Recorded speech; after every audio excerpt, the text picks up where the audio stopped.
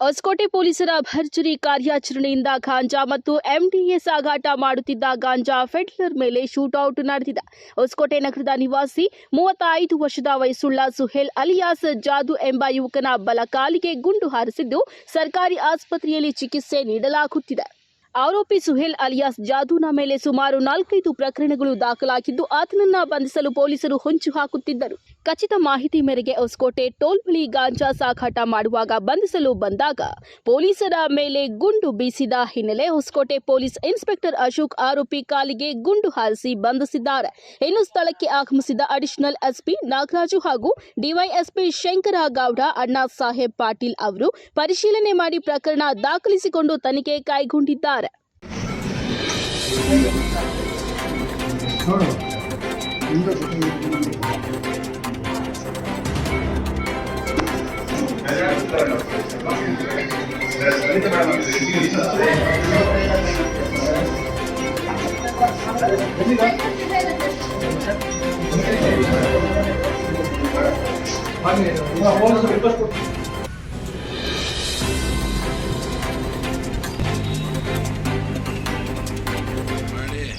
ಇವತ್ತು ಮಧ್ಯಾಹ್ನ 1 ಗಂಟೆ ಸುಮಾರಿಗೆ ಈ ಟೋಲ್ ಹತ್ರ